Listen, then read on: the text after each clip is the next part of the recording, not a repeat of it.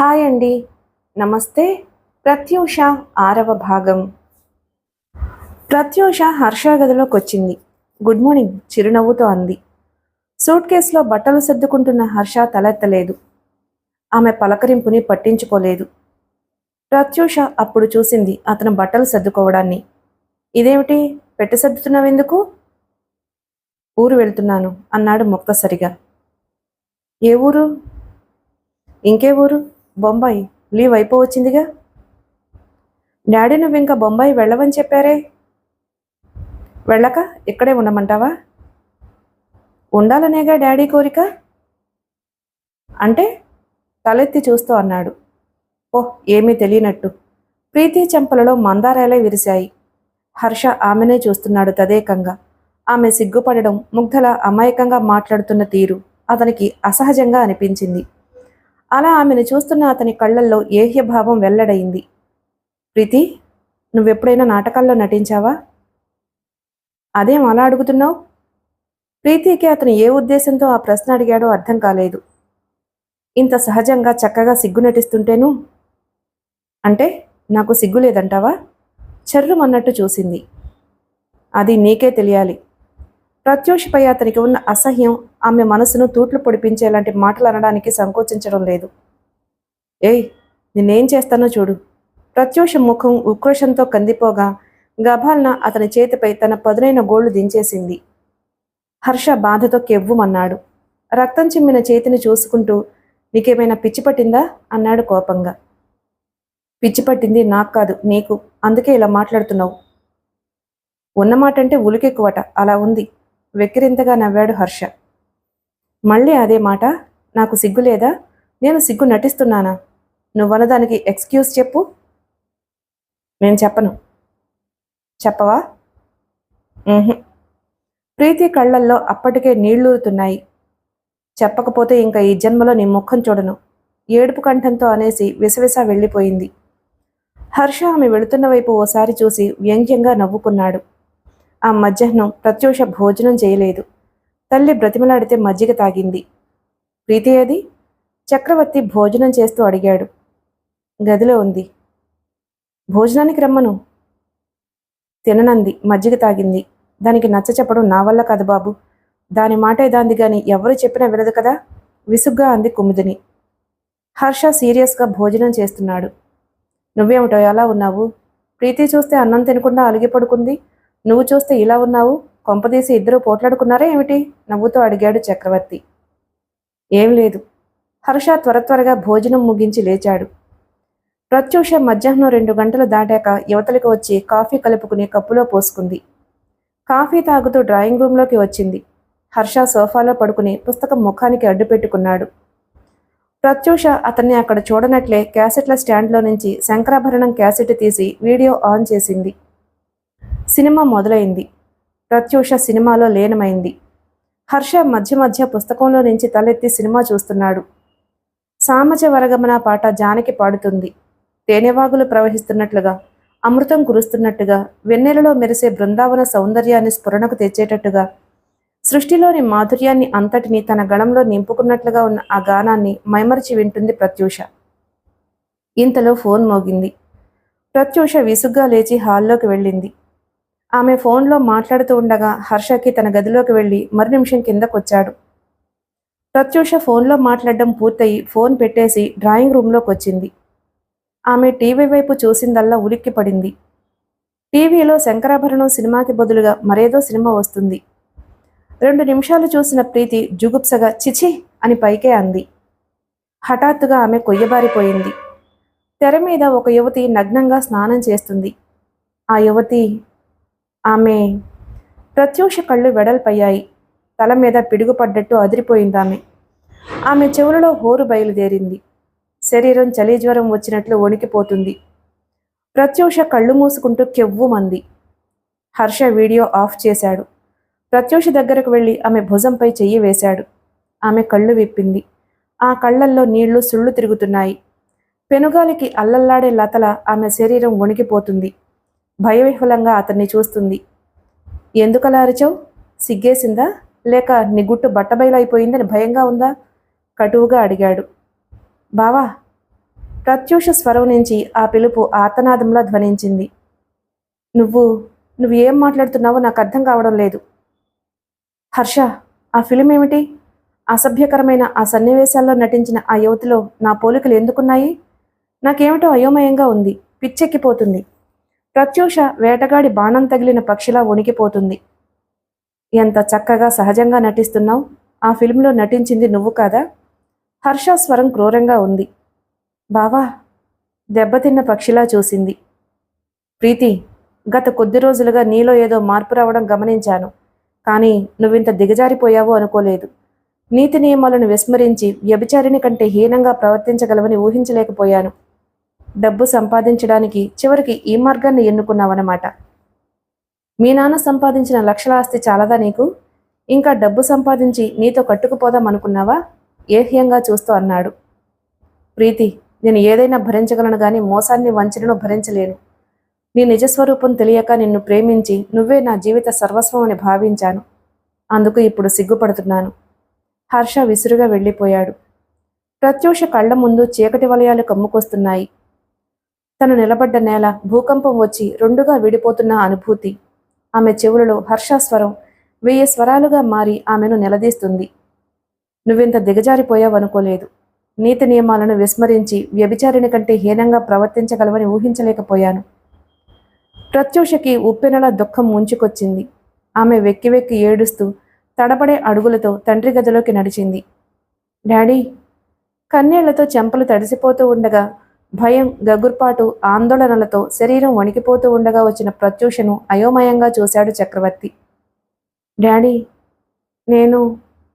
నాకు ఆ ఫిలిం నేనెలా? ఆమెకు దుఃఖోద్వేగంతో నోట మాట రావడం లేదు. ఏమైంది తల్లి? నిన్ను ఎవరేమన్నారు చెప్పు? చక్రవర్తి ఆదరంగా కూతురు తలనిమురుతూ ఆదుర్దాగా ప్రశ్నించాడు. ప్రత్యూష అతి ప్రయత్నం మీద దుఃఖాన్ని ఆపుకుని చెప్పింది విని ఆయన నిర్విణ్ణుడయ్యాడు. ఆ బ్లూ ఫిల్మ్ని హర్ష చూడడం ఎంత దురదృష్టకరం. ఇప్పుడు అతనికి ఏం చెప్పాలి? ఏం చెబితే నమ్ముతాడు? బయటకొచ్చిన హర్ష సికింద్రాబాద్ స్టేషన్కి వెళ్ళి మర్నాడు మినార్ ఎక్స్ప్రెస్కి టికెట్ కొనుక్కున్నాడు బొంబాయి వెళ్ళడానికి. అతనికి ఆ పరిసరాల నుంచి ఎంత త్వరగా పారిపోదామా అనిపిస్తోంది. నా అనే మమత పెంచుకున్న వ్యక్తి వంచనతో మోసగించబోతుంది అని తెలిసాక ఆ వంచనను భరించే శక్తి పొందడానికి చాలా గుండె నిబ్బరం కావాలి. ప్రత్యూష అతని గుండెల్లో చేసిన గాయం పెద్దదే. ఆ గాయం మానుపట్టడానికి మందు లేదు. బహుశా ఆ శక్తి కాలానికే ఉందేమో. హర్ష అశాంతిగా, ఆవేదనగా, ఒక లక్ష్యం అనేది లేకుండా, గమ్యం తెలియకుండా పిచ్చివాడిలా తిరుగుతున్నాడు. బాగా ఆకలేస్తుంటే ఎదురుగా కనిపించిన హోటల్లోకి వెళ్ళి కూర్చున్నాడు. ఆర్డర్ ఇచ్చిన టిఫిన్ రాగానే మెల్లగా తినడం ప్రారంభించాడు. హఠాత్తుగా అతని దృష్టి ఒకచోట నిలిచిపోయింది. అతను కూర్చున్న చోటుకి కాస్త దూరంలో ఒక టేబుల్ దగ్గర కూర్చుని ఒక నడివేసుకుడితో మాట్లాడుతుంది ప్రత్యూష.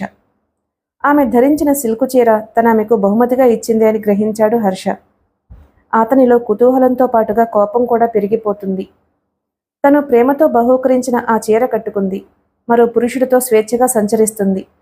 తన పిచ్చిగాని ప్రేమ యొక్క విలువ ఆ నేచురాలకేం తెలుసు? కసిగా అనుకున్నాడు. ప్రత్యూష ఎందుకో నవ్వుతుంది. భయంకరమైన జంతువేదో నోరు తెరిచి గర్జిస్తున్నట్టయింది అతనికి. చాలాసేపటి తరువాత ఆమె లేచింది. ఆ వ్యక్తి కూడా ఆమెతో పాటు లేచాడు. వాళ్ళు వెళ్లేదాకా ఆగిన హర్ష లేచి బిల్లు చెల్లించి బయటకొచ్చాడు. అశాంతితో వేగిపోతున్న అతని మనసుకి అక్కడ ప్రత్యూష కనిపించటంతో చేదు ముందు మింగినట్లయింది. అతను పేవ్మెంట్ మీద నడుస్తున్న వాడల్లా యథాలాపంగా తల తిప్పి చూశాడు. ప్రత్యూష బస్టాప్లో నిలబడి ఉంది. పక్కన ఆ వ్యక్తి లేడు. హర్ష ముఖం తిప్పేసుకుని నడవబోయిన వాడల్లా అప్రయత్నంగా కాళ్లకు తీగలు చుట్టుకున్నట్లు ఆగిపోయాడు. అక్కడికి కాస్త దూరంలో ఉన్న ఒక షాపులో నుంచి చక్రవర్తి ప్రత్యూషతో పాటు వస్తున్నాడు. మరో ప్రత్యూష. హర్ష చివాలన తల తిప్పి బస్టాప్ వైపు చూశాడు. ప్రత్యూష అక్కడ నిలబడి దూరంగా వస్తున్న బస్సు వైపు చూస్తుంది. అతనికి సంభ్రమాశ్చర్యాలతో మతిపోయినట్లుగా ఉంది. అతను అది నలుగురు నడిచే పేవ్మెంట్ అనే మాటను మరిచిపోయి శిలాప్రతిమలా నిలబడిపోయాడు. కొద్ది క్షణాల తరువాత అతను చలనం తెచ్చుకుని వడివడిగా వెనక్కొచ్చాడు. బస్టాప్లో బస్సు ఆగి ఉంది. జనం తోసుకుంటూ ఎక్కుతున్నారు. వాళ్లల్లో ఆమె, ముమ్మూర్తుల ప్రత్యూషని పోలి ఉన్న ఆమె కూడా ఉంది. అతను మరేమీ ఆలోచించకుండా బస్సులోకి చొరబడ్డాడు. చాలా యాదృచ్ఛికంగా అతను ఆమె నిలబడ్డ చోటే కాస్త దూరంలో నిలబడ్డాడు. కండక్టర్ రాగానే ఆమె డబ్బు తీసిస్తూ మెహదీపట్నం అంది. వెంటనే అతను కూడా డబ్బు తీసి కండక్టర్కి ఇచ్చి చెప్పాడు, మెహదీపట్నం. అప్పుడు చూసిందామె అతన్ని మొదటిసారిగా. ఆమె ముఖంలో అపురూపమైన భావం ఏదో తళుక్కుమంది. క్షణకాలం ఆమె కళ్ళలోకి సూటిగా చూసిన హర్ష వెంటనే ముఖం తిప్పుకున్నాడు. బస్సు మెహదీపట్నం గేటు దగ్గర ఆగగానే చాలామంది దిగారు. ఆఖర్న ఆమె దిగింది. హర్ష ఆమె దిగేదాకా ఆగాడు. తరువాత కదులుతున్న బస్సులో నుంచి దిగేశాడు. ఆమె రోడ్డు మీద నడుస్తుంది. పైట కొంగు జడ మీదుగా ముందుకు లాక్కుని నడుస్తున్న ఆమెను చూస్తూ హర్ష అడుగుల వేగం హెచ్చించాడు. మధ్యలో ఒకసారి ఆమె తల తిప్పి వెనక్కి చూసింది. అతను అది గమనించినట్లుగా ఆమె వెనక నడవడం ప్రారంభించాడు. ఆమె ఆ రోడ్డు దాటి కుడివైపు సందులోకి మళ్ళింది. సందు మొదట్లో ఉన్న ఇంట్లోకి నడిచింది. ఆమెను దాటి ముందుకు నడుస్తున్న హర్ష ఆ ఇంటిని గుర్తుపెట్టుకున్నాడు. 10 గజాల దూరం ముందుకు నడిచి మళ్ళీ వెనక్కొచ్చాడు. గేటు తీసుకుని లోపలికి ప్రవేశించాడు. చుట్టూ ప్రహరీతో ఉన్న ఒక మాదిరి డాబా ఇల్లది. గేటు దగ్గర నుంచి ఇంటిదాకా సిమెంటుతో ప్లాట్ఫారం కూడా కట్టబడి ఉంది. గేటుకు ఇరువైపులా ప్రహరీ దగ్గరగా పూల మొక్కలున్నాయి. హర్ష లోపలికొస్తుంటే వరండాలో నుంచి ఒక ముసలావిడ తొంగి చూసింది. హర్ష చాలా కాలంగా ఆ ఇంట్లో ఉన్న వాళ్లతో పరిచయం ఉన్నట్టు మెట్లెక్కి పక్కగా కనిపిస్తున్న ఆ పోర్షన్ ముందు ఆగాడు. గది తలుపులు తెరిచే ఉన్నాయి. గదిలో ఆమె కూర్చుని ఉంది. హర్ష చటుక్కున లోపలికి అడుగుపెట్టాడు. బూట్ల శబ్దం విని ఆమె తలెత్తింది. గుమ్మంలో నిలబడి ఉన్న హర్షాన్ని చూడగానే ఆమె కళ్లల్లో వ్యక్తం చేయలేని భావం ఏదో తళుక్కుమంది. ఆమె లేచి నిలబడింది. హర్ష రెప్పవాల్చలేనట్లు ఆమెనే తదేకంగా చూస్తున్నాడు. అతనికి అక్కడ ఆమెను చూస్తుంటే ప్రత్యూషని చూస్తున్నట్టే ఉంది. కాకపోతే ప్రీతి కంటే ఆమె కొంచెం పొడగరి అనిపించింది అతనికి.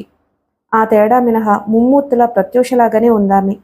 హర్ష ఆమెను అలాగే చూస్తూ అడిగాడు, మీరెవరు? మీలో ప్రత్యూష పోలికలు ఇంత స్ఫుటంగా ఎందుకున్నాయి? ప్రత్యూష? ప్రత్యూష ఎవరు? ఆమె ఆశ్చర్యంగా అయోమయంగా చూసింది. ప్రత్యూష ఎవరో మీకు నిజంగా తెలీదా? తెలీదు. పోనీ ప్రత్యూషల చక్రవర్తి గారింట్లో ప్రవేశించి నా నుంచి మీరు ధరించిన చీరను బహుమతి పొందడం గుర్తుందా? సూటిగా ఆమె కళ్ళలోకి చూస్తూ అడిగాడతను. మీరేం మాట్లాడుతున్నారో నాకు అర్థం కావడం లేదు. నేను ఈ చీరను ఇక్కడే ఈ ఊళ్ళోనే కొనుక్కున్నాను. మీరు నాకు బహుమతి ఇవ్వడం ఏమిటి? చక్రవర్తి గారెవరు? ఆ ఇంట్లో నేను ప్రత్యూషలా ప్రవేశించడం ఏమిటి? అన్నట్లు ఇంతకీ మీరెవరు? ముడిపడిన భృకుటితో చూస్తూ అడిగింది. హర్ష క్షణకాలం ఏమీ మాట్లాడలేకపోయాడు. తిరిగి ఆమె అంది, ముక్కు ముఖం తెలియని మీరు నా ఇంట్లో ప్రవేశించి గూఢచారిలా నన్ను ప్రశ్నించడం బాగానే ఉంది. ఇంకా బయటకు దయచేస్తారా? ఈసారి ఆమె స్వరం కరుగ్గా ఉంది. హర్ష ముఖం ఎర్రబడింది. ఆమె చెయ్యి పట్టి తనతో లాక్కెళ్ళి ఆమె చేత నిజం చెప్పించాలి అన్నంత ఆవేశం కలిగింది అతనిలో. కాని అంతలోనే నిగ్రహించుకున్నాడు. ఆమె ఎవరో ఏమిటో తెలుసుకోకుండా ప్రత్యూష పోలికలు ఆమెలో ఎందుకున్నాయా అన్న అనుమానంతో అనాలోచితంగా ప్రవర్తించడం అవివేకం. అతను చప్పున ఒక అడుగు వెనక్కి వేశాడు. ఎక్స్క్యూజ్ మీ, మీకు ఇబ్బంది కలగజేస్తే నన్ను క్షమించండి అనేసి వెనుదిరిగి అక్కడి నుంచి వచ్చేశాడు. రాత్రి 11 గంటలైంది. హర్షకి నిద్ర పట్టడం లేదు. ఆ సాయంకాలం అతను చూసిన ఆమె అతని కళ్ల ముందు మెదులుతుంది. ఆమె ఎవరు? ఆమెలో ప్రత్యూష పోలికలు ఎందుకంత స్పష్టంగా ఉన్నాయి? ఈ ప్రశ్నలే అతని మనసులో సుడితిరుగుతున్నాయి. హర్ష అస్థిమితంగా బాల్కనీలో పచార్లు చేస్తున్నాడు. ఇంతలో అతని దృష్టి తోటలో నడుస్తున్న ఒక ఆకారంపై పడింది. అతనికి అంతచలిలోనూ చెమటలు పట్టేశాయి. అతను పెట్టగోడపైకి వంగి ఆ ఆకారాన్ని పరీక్షగా చూడసాగాడు. ఆ ఆకారం ఒక స్త్రీమూర్తిని గ్రహించడానికి అతనికి ఎంతోసేపు పట్టలేదు. హర్ష భృకుటి ముడిపడింది. క్షణకాలం ఆమెనే పరీక్షగా చూసిన అతను ఒక అంగలో మెట్ల దగ్గరకొచ్చాడు. చకచకా మెట్లు దిగి గ్రిల్లు తలుపు తెరిచి తోటలోకి పరిగెట్టాడు. అక్కడ తోటలో కూర్చున్న ఆమెను చూడగానే ముందుకు పడబోయిన అతనికి అడుగులు ఆగాయి. ఆమె చేతిలోని సీసా మూత తీస్తుంది. ఆ చిరువెలుగులో ఆమె నేత్రాలు అవిరళంగా వర్షిస్తున్న బాష్పధారాలను స్పష్టంగా చూడగలిగాడు హర్ష. అతను హఠాత్తుగా చెయ్యి చాపి ఆమె చేతిలోని సీసాని లాక్కున్నాడు. అదిరిపాటుతో తలెత్తి చూసింది ప్రత్యూష. హర్షాన్ని చూడగానే అప్రయత్నంగా లేచి నిలబడింది. నువ్వా? నువ్వెందుకొచ్చావు ఇక్కడికి? కంపిస్తున్న స్వరంతో అంది. ఏమిటి పిచ్చి పని? గంభీరంగా ధ్వనించింది హర్షస్వరం. ఆ సీసా ఇలాగివ్వు. ప్రత్యూష అతని చేతిలోని సీసాని లాక్కోబోయింది. చచ్చిపోయి ఏం సాధిస్తావు? బ్రతికుండి మాత్రం సాధించేదేముంది? ఏ పాపము ఎరుగని నన్ను నువ్వు అసహించుకున్నాక నేను ఎందుకు బ్రతకాలి? ఎవరి కోసం బ్రతకాలి? ప్రత్యూష స్వరం గాద్గదికంగా ఉంది. ఓహో, అందుకని చచ్చిపోవాలి అనుకుంటున్నావన్నమాట. చచ్చిపోతే నీపై వచ్చిన నింద తొలగిపోతుంది అనుకుంటున్నావా? బ్రతికుండి అందరి చేత ఛీ అనిపించుకునే కంటే చచ్చిపోవడమే మేలు. ఆ సీసా ఇలాగి నన్ను చావని. ప్రత్యూష పెనుగులాడుతూ అంది. హర్ష ఆమెను కదలనేయకుండా చేతుల మధ్య బంధిస్తూ అన్నాడు. ప్రీతి, ఆత్మహత్య చేసుకోవడం పిరికితనానికి నిదర్శనం. నువ్వు బ్లూ ఫిల్మ్లో నటించడం అబద్ధమైతే నువ్వు ఆ విషయాన్ని నిరూపించు. నువ్విప్పుడు ఆత్మహత్య చేసుకుంటే నిజం తెరమరుగున ఉండిపోయి నువ్వు దోషిగా పరిగణించబడతావు. నేను దోషిని అనేగా నీ ఉద్దేశం? రోషంగా అంది ప్రీతి. చిన్నప్పటి నుంచి కలిసిమెలిసి తిరిగాము, ఇదే అన్నమాట నువ్వు నన్ను అర్థం చేసుకున్నది. ప్రీతి, ఆ బ్లూ ఫిల్మ్లో నటించింది నువ్వా కాదా అన్న విషయం అటుంచు. ఆ ఫిల్మ్లో నటించిన యువతులు నీ పోలికలు ఎందుకంత స్పష్టంగా ఉన్నాయి? ఆలోచిస్తే ఇదంతా ఒక ప్లాన్ ప్రకారం జరిగిందనిపిస్తుంది. ఈ కుట్రలో భాగస్వాములెవరు? ఏ ప్రయోజనం ఆశించి ఈ పని చేశారు? ఇవన్నీ నిదానం మీద శోధించవలసిన విషయాలు. నేను అనవసరంగా తొందరపడి నోరు జారాను, నిన్ను నొప్పించాను. కానీ ఆ ఫిల్మ్ చూసిన వాళ్ళకెవ్వరికైనా నువ్వే అందులో నటించావు అన్న అనుమానం వస్తుంది, కాదంటావా? ప్రత్యూష దోషిలా తలవంచుకుంది. నువ్వన్నది నిజమే. నువ్వు నన్ను అపార్థం చేసుకోనంటే నీతో ఒక ముఖ్యమైన విషయం చెప్పాలి. అది మన ఇద్దరి జీవితాలకు సంబంధించింది. నువ్వు ఈ విషయం విన్నాక ఎలా ఫీల్ అయినా నన్ను అసహించుకున్నా పర్వాలేదు. నా గుండెలలో కరడుగట్టి ఉన్న భయాందోళనలు ఈ విధంగా అయినా పోగొట్టుకుంటాను. ఆమె మెల్లని స్వరంతో చెప్పడం మొదలుపెట్టింది. డాడీకి వ్యాపారంలో భాగస్వామి అయిన సుందర్ 6 నెలల క్రిందట కొత్తగా అజంతా స్టూడియో అనే పేరుతో ఫోటో స్టూడియో ఒకటి పెట్టాడు. అతనికి వీడియో లైబ్రరీ కూడా ఉంది. అతని దగ్గర జేమ్స్ అనే ఫోటోగ్రాఫర్ ఉన్నాడు.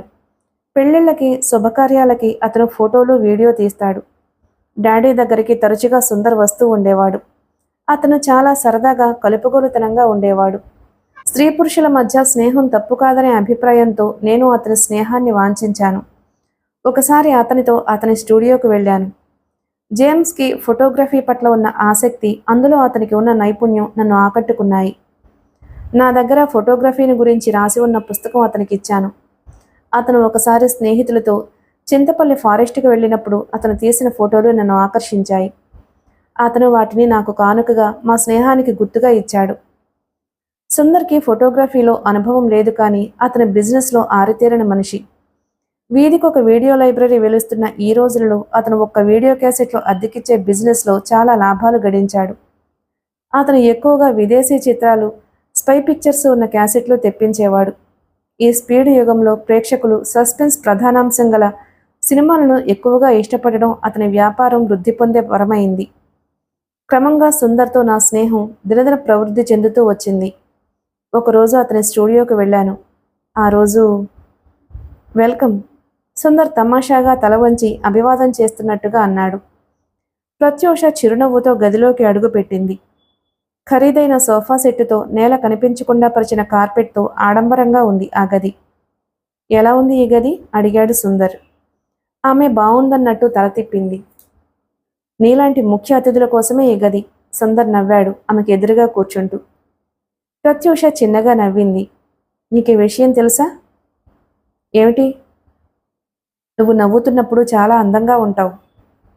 తన అందాన్ని గురించిన ప్రశంస పరపురుషుడి నోటి వెంట వినడం అదే ప్రథమం ప్రత్యూషకి. గతంలో ఎన్నోసార్లు ఇలాంటి ప్రశంసలు హర్షాన్నించి విన్నప్పుడు ఆనందంగానూ గర్వంగానూ కూడా ఉండేది. కానీ ఇప్పుడు సుందర్ నుంచి ఆ ప్రస్తావన రాగానే ఏదోలా ఉంది, చాలా అయిష్టంగా. స్నేహితులైన 2 స్త్రీల మధ్య అందం గురించిన ప్రస్తావన రాదు, కానీ అదే ఒక స్త్రీ పురుషుడితో స్నేహం చేస్తే ఆ ప్రస్తావన ఎందుకు వస్తుంది? స్త్రీ పురుషుల మధ్య ఉద్భవించేది స్నేహం కాదా? పరస్పర ఆకర్షణకే స్నేహం అని పేరు పెట్టుకుని తృప్తి పడతారా? ఆలోచిస్తుంది ప్రత్యూష. హఠాత్తుగా సుందర్ లేచొచ్చి చాలా మామూలుగా ఆమెను చేతుల మధ్యకి తీసుకున్నాడు. ఆమె ముఖంలో నవ్వు ఎగిరిపోయింది. పెదవులు తడారాయి. ఆమె చేతి వేళ్లలో మొదలైన వణుకు ఒళ్లంతా ఆక్రమించుకుంది. ఏమిటిది? భయవిహ్వలంగా చూస్తూ అంది. ఒక పురుషుడితో ఒక స్త్రీ ఏకాంతంగా ఉన్నప్పుడు ఇలా జరుగుతుంది అని నీకు తెలియదా? నవ్వాడు సుందర్. అనవసరంగా మాట్లాడకు. ప్రత్యూష అతని చేతుల్ని విడిపించుకుంది. అక్కడి నుంచి వెళ్ళిపోయే ప్రయత్నంలో అడుగు ముందుకు వేసింది. అరే, ఎందుకంత కోపం? కూర్చో, వెళ్లకు. అతడు ఆమెకు అడ్డుగా వచ్చాడు. స్నేహానికి అర్థం తెలియని నీతో స్నేహం చేయడం నాదే తప్పు. అడ్డులే, నన్ను వెళ్ళని. ఆమె కోపంతో మండిపడింది. అతను ఆమె కళ్ళల్లోకి చూస్తూ నవ్వాడు. కోపంలో నువ్వు ఎంత అందంగా ఉన్నావో తెలుసా? అతను హఠాత్తుగా ఆమె భుజంపై చెయ్యి వేసి ఆమె కంఠం కిందగా ఉన్న పుట్టుమచ్చను వేలుతో తాకాడు. నీకు ఈ పుట్టుమచ్చ ఎంత అందాన్ని ఇస్తోంది? ప్రత్యూష విసురుగా చెయ్యెత్తి అతని చెంప చెళ్ళుమనిపించింది. రాస్కెల్, నా ఒంటి మీద చెయ్యి వేయడానికి నీకెంత ధైర్యం? ఆమె అతన్ని ఏహ్యంగా తిరస్కారంగా చూస్తూ చీత్కరించింది. అక్కడి నుంచి ఒక అంగలో బయటపడింది. జరిగింది తలుచుకుంటే ఆమె ఒళ్ళు సిగ్గుతో అసహ్యంతో జలధరిస్తుంది. 4 రోజుల తరువాత పోస్ట్లో ఆమె పేర ఒక కవర్ వచ్చింది. ఆ కవరులో ఉన్న ఫోటోని చూడగానే ఆమె కాళ్ల కింద భూమి కంపించింది. అది సుందర్తో తను సన్నిహితంగా ఉన్నప్పటి ఫోటో. ఆనాడు తనను అతడు చేతుల మధ్యకి తీసుకున్నప్పుడు తీసింది. అంత నైపుణ్యంగా ఆ ఫోటోని ఎవరు తీశారో ఆమెకు అర్థమైంది. సుందర్ తనకు సన్నిహితుడైన జేమ్స్ చేత ఆ ఫోటో తీయించాడన్నమాట. కవర్లో ఆ ఫోటోతో పాటు ఒక లెటర్ కనిపించింది ఆమెకు. ప్రీతి, ఫోటో చూసావుగా? ఇది మచ్చుకు మాత్రమే. ఇలాంటి ఫోటోలు నా దగ్గర చాలా ఉన్నాయి. ఈ ఫోటోలని శృంగార తరంగిణి అనే పత్రిక ఎడిటర్ తన పత్రికలో వేసుకోవాలి అని చాలా ఒబలాట పడుతున్నాడు. ఇవి బయటకొస్తే నీ బాబు పరువు ఏమవుతుందో తెలుసుగా? నీకు అసలు పెళ్లే కాదు. నీ ఫోటోలు నీకు అందచేయడానికి నాకేమీ అభ్యంతరం లేదు. అయితే ఒక్క షరతు. నువ్వు మేము తీయబోయే బ్లూ ఫిల్మ్లో నటించాలి. మా షరతు నీకు అంగీకారం కాని పక్షంలో పర్యవసానం ఏమిటో చెప్పానుగా. అందుకే బాగా ఆలోచించుకుని నీ నిర్ణయాన్ని నాకు తెలియచేయి. సుందర్. ప్రత్యూష కాళ్ల కింద భూమి కంపించినట్లయింది. తను ఎలాంటి ఊబిలో కూరుకుపోయిందో అర్థమై నిస్సహాయతతో దుఃఖం వచ్చింది. ఆమె ఏడుస్తూ తండ్రి దగ్గరకు వచ్చింది. ఏమైంది తల్లి? ఆయన ఆందోళనగా అయోమయంగా కూతుర్ని అడిగాడు. అతను ఏమడిగినా ప్రత్యూష జవాబిచ్చే స్థితిలో లేదు. దుఃఖోద్వేగంతో ఆమె నిలువెల్లా కంపిస్తుంది. కొద్దిసేపటి తరువాత మామూలుగా అయి సుందర్ రాసిన ఆ లెటర్ని, ఫోటోని తండ్రికి చూపించింది. చక్రవర్తి ఆ లెటర్లోని సారాంశం గ్రహించి దిమ్మెరబోయాడు. ఆయనకి తన చేతిలో ఉన్న ఆ లెటర్ తన మరణశాసనంలా అనిపించింది. చక్రవర్తి కొద్దిసేపటి తరువాత తేరుకుని సుందర్కి ఫోన్ చేశాడు. నీకేం కావాలి? ఎందుకిలా నా కూతుర్ని బ్లాక్మెయిల్ చేస్తున్నావు? అతని స్వరంలో అతనికే తెలియనంత వణుకు ధ్వనించింది. నాకేం కావాలో నీకు తెలియదా? సుందర్ వినోదంగా నవ్వాడు. సుందర్, 10,000 ఇస్తాను. ప్రత్యూషని తీసిన ఆ ఫోటోలు, వాటి తాలూకు నెగిటివ్లు ఇచ్చేయి. 10,000? చాలా తక్కువ. పోనీ 25,000? అది తక్కువే. ప్రత్యూష నటించబోయే బ్లూ ఫిల్మ్ అమ్మితే అంతకంటే ఎక్కువే వస్తుంది. సుందర్, నీకిది న్యాయం కాదు. పెళ్లి కావలసిన ఆడపిల్లను ఇలా అల్లరి పెట్టడం నీకు భావ్యంగా ఉందా? చక్రవర్తి బ్రతిమలాడే ధోరణిలో అన్నాడు. ఎక్కువ మాట్లాడి నా టైం వేస్ట్ చేయకు. వచ్చే నెల 20వ తారీఖులోగా ప్రత్యూషని నువ్వు నా దగ్గరకు పంపించాలి. లేకపోతే పర్యవసానం ఏమిటో చెప్పానుగా. ఏమిట్రా ఊరుకుంటున్న కొద్దీ మితిమీరిపోతున్నావు? మర్యాదగా ఆ ఫోటోలు నాకు అందజేయి.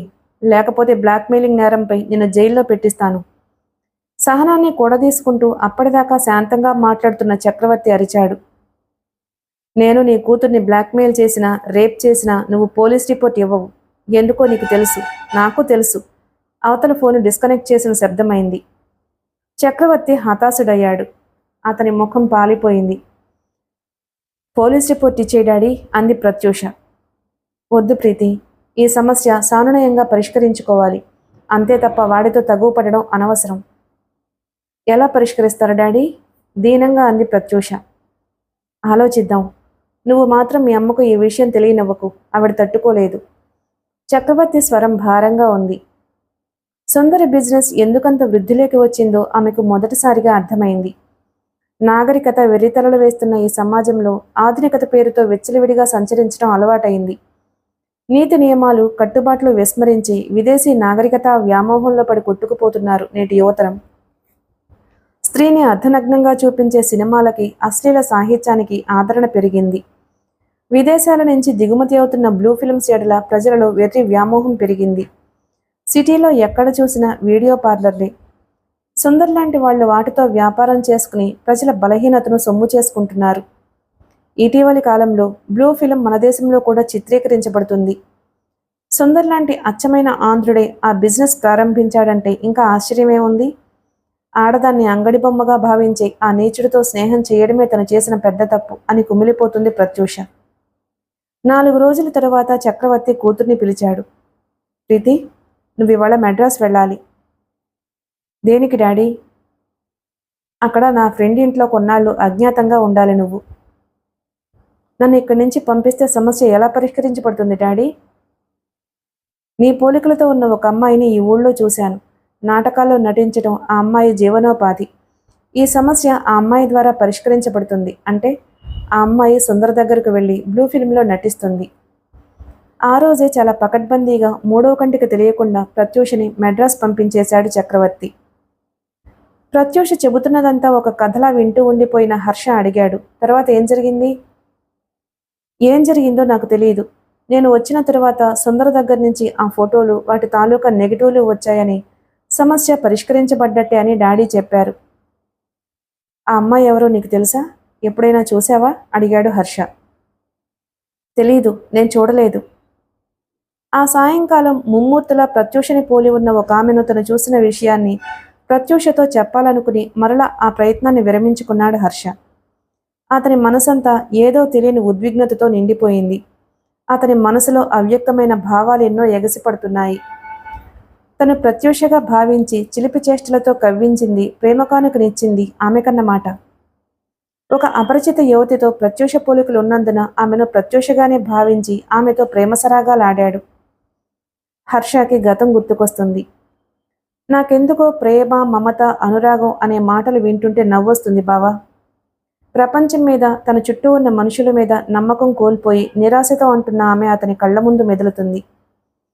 వచ్చే జన్మలో అయినా నీతో జీవితాన్ని పంచుకునే అదృష్టం నాకు కలగాలని దీవించు బావా. కన్నీళ్లతో అర్థింపుగా అంటున్న ఆమె కనిపిస్తుంది. హర్ష, మీ పాదాల కింద నలుగుతున్న పచ్చని పచ్చికలో పూజకు నోచుకొని గడ్డి పువ్వుని చూస్తే మీ హృదయం కరిగిపోదు?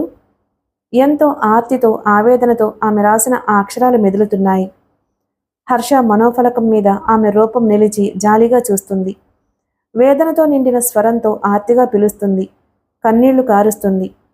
హర్ష స్వప్నావిష్టుడిలా అలాగే కూర్చుండిపోయాడు. హర్ష!